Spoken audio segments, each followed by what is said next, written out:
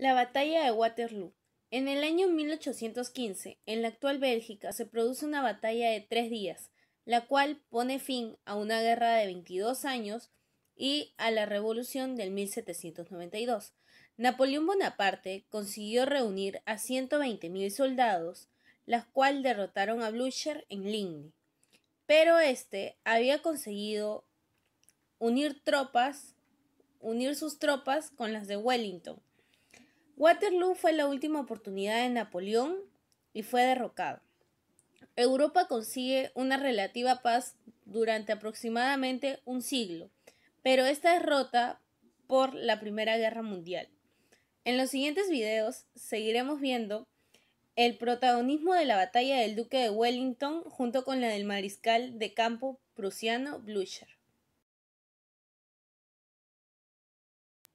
El contexto político y militar que se da entre el año 1813 y 1815. En ese tiempo, Europa se rebela contra Napoleón tras la batalla de Liexip. Se viene abajo el sistema militar creado por el emperador francés, disolviendo así la Conferencia del Rin.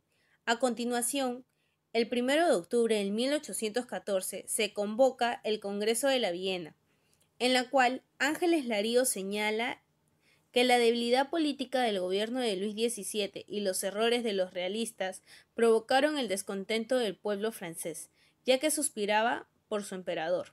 Mientras se celebraba el Congreso de la Viena, Napoleón logra escapar a la isla de Elba, donde reúne a sus partidarios y desembarca en Cannes, a la costa sureste de Francia, logrando restablecer el imperio. Fue una conmoción para los gobiernos europeos. Esto sucede el 25 de febrero de 1815. Napoleón avanza desde Niza, uniéndosele así cada vez más tropas. Finalmente llega triunfante a Francia, donde se corona a sí mismo por segunda vez con un imperio denominado el Imperio de los 100 días, y preparando de nuevo sus tropas para un ataque contra los Países Bajos, Alemania e Italia. Según el militar Bill McQuade, Napoleón creía que todavía podía ser emperador y trataría de hacer su voluntad sobre el resto de Europa. Las potencias europeas no podían consentirlo. El 25 de marzo, las potencias europeas enemigas de Napoleón deciden acabar con él, creando 5 ejércitos que englobaban un aproximado de 800.000 soldados, pero Napoleón, por su parte, consigue movilizar a unos 280.000 hombres, entre los que entraba su invencible Guardia Imperial. Prolegómenos de la batalla de Waterloo. El 15 de junio, Wellington tuvo conocimiento de que Napoleón había cruzado la frontera sur de los Países Bajos, con la intención de dividir a los aliados y derrotarlos uno a uno. Según el historiador Duncan Anderson, Napoleón siempre concentraba el grueso de sus fuerzas contra el más débil de sus enemigos. Una vez derrotados los más débiles, se volvía a desplegar rápidamente hacia el más fuerte. Al día siguiente, Napoleón atacó, mientras Wellington aún se encontraba separado de las tropas del general Blücher. El emperador francés había optado por llevar a cabo 2 batallas, una de contención en Quatre-Bras contra el ejército anglo-holandés y la otra en Ligny contra el ejército prusiano. La coordinación entre todas las divisiones francesas era fundamental para enviar refuerzos donde fuesen necesarios. Napoleón consiguió interponerse entre los ejércitos británico y aliado y el prusiano, que estaba en Ligny. Una vez divididas las fuerzas aliadas, su superioridad numérica quedó anulada. Wellington, buen conocedor de la geografía de la zona, optó por atrincherarse en Mont-Saint-Jean, una zona del municipio de Waterloo, y a unos 20 kilómetros del municipio de Bruselas.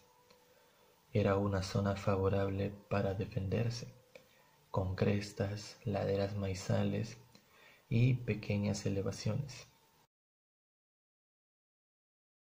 El 8 de junio de 1815 fue una de las batallas decisivas con respecto al ejército napoleónico. Este día se celebra la batalla de Waterloo, una batalla en la cual los franceses batallaron contra los aliados. La noche anterior a esta ocurrió una terrible tormenta y llovizna, a los dos ejércitos no tenían ganas de poder luchar y habían pasado una mala noche. En la mañana de los dos ejércitos ya se encontraban listos para poder realizar la batalla. Si bien el ejército anglo-holandés ganaba por unos 6.000 hombres más, entre los cuales ellos se encontraba artillería, caballería e infantería, Napoleón, utilizando su estrategia, realizó una primera victoria hasta llegar a cierto punto y conseguir ese punto crucial. Pero cuando llegó la segunda brigada para poder repelerlos, hizo que el ejército francés, ya que en esa parte había tenido muchas bajas, hizo que retrocediera hasta la granja Saint-Helena. Y de esta forma lo cogieron como punto crucial, porque también era crítico para poder obtener una victoria en esta batalla. Los franceses lo tomaron de los alemanes y lo resguardaron bien, hasta que llegaron más británicos, a lo cual habían realizado cierto tipo de ataque, en lo cual repelía bastante bien la caballería francesa. De esta forma, hubieron muchos franceses muertos en este campo de batalla, haciendo retroceder de nuevo a los franceses y logrando así que los prusianos llegaran a tal forma para poder ayudar a Wellington, logrando así ser un mayor número, logrando derrotar al ejército francés. Para este entonces llegó el momento en que Napoleón decidió retirarse a París, y haciendo así que los aliados tuvieran la victoria de esta batalla.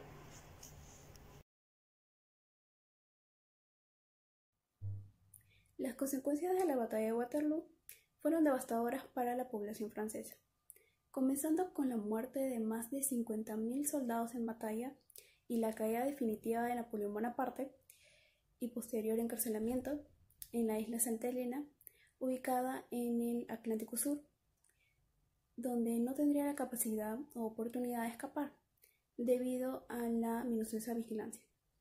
Después de la batalla, los aliados o potencias aliadas se reunieron en el Congreso de Viena, donde decidieron la subida al trono de Luis XVIII como rey de Francia. Sin embargo, eso ya no sería como antes, debido a la influencia que tuvo los pensamientos revolucionarios en los sectores políticos sociales, y posteriormente afectaría los estados de Europa, dando frutos como la abolición del feudalismo o sistema feudal, la eliminación de los diezmos, la venta de bienes de la iglesia y la creación de códigos civiles. Teniendo en cuenta las grandes consecuencias producidas por este hecho, las más importantes a resaltar son el retorno del antiguo régimen monárquico absolutista liderado por Luis XVIII, el ascenso de Gran Bretaña como superpotencia mundial por más de un siglo, y el nacimiento de una nueva ideología llamada nacionalismo en torno al siglo XIX.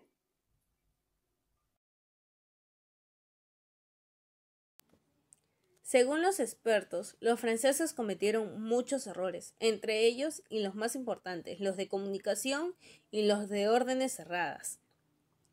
Pero también hay que considerar el clima, ya que la noche anterior había llovido y Napoleón tuvo que retrasar el ataque y a esperar que el suelo o la tierra se seque un poco. Pero asimismo, los hombres, los soldados, los caballos y la artillería se iban hundiendo y avanzaban mucho más lento. Otro de los problemas, y finalmente, la llegada de los refuerzos prusianos se produjo primero que la de los refuerzos franceses, y Napoleón se vio obligado a dividir sus fuerzas. Gracias.